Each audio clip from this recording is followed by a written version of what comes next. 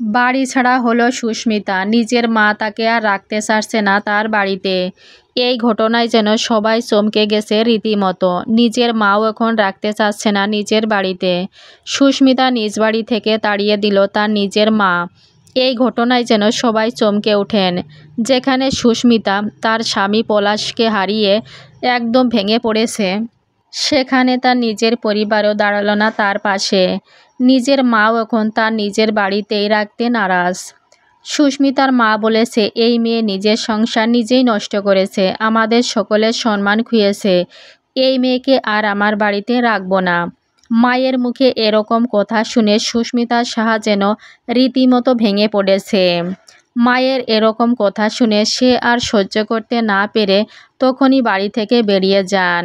ভিডিওটা দেখা যায় বারবার হাত জোড় করে বলছে এবং কান্না করতে করতে বলছে, আমার কি দোষ করেছি?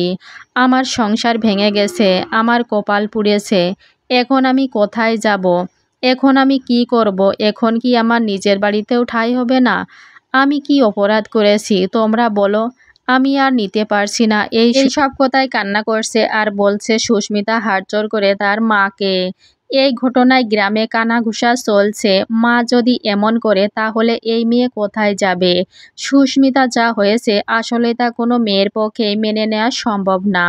তার উপর তার মাও যদি বাড়ি থেকে তাড়িয়ে দেয়, চারিদিক থেকে মুখ ফিরিয়ে নেয়, তাহলে সুস্মিতা কোথায় যাবে?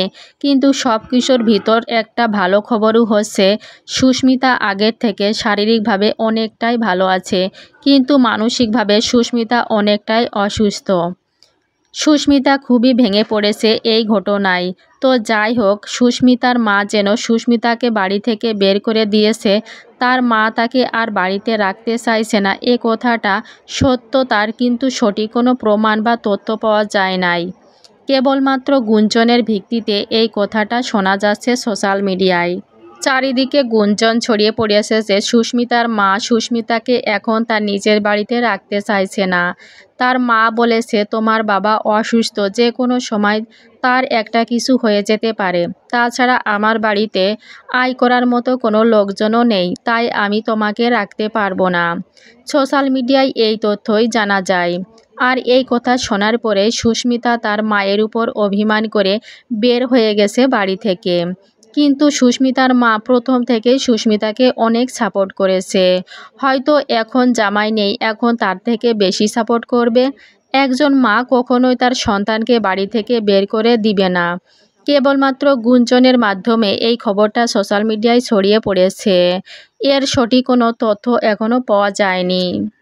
তো বন্ধুরা, ভিডিওটা প্রসঙ্গে আপনাদের কোনো মন্তব্য থেকে থাকলে আপনাদের মূল্যবান মতামত কমেন্টে জানিয়ে যাবেন এবং নতুন ভিডিও পেতে আমাদের চ্যানেলটা সাবস্ক্রাইব করে আমাদের পাশেই থাকবেন।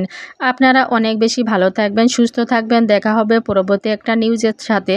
ধন্যবাদ।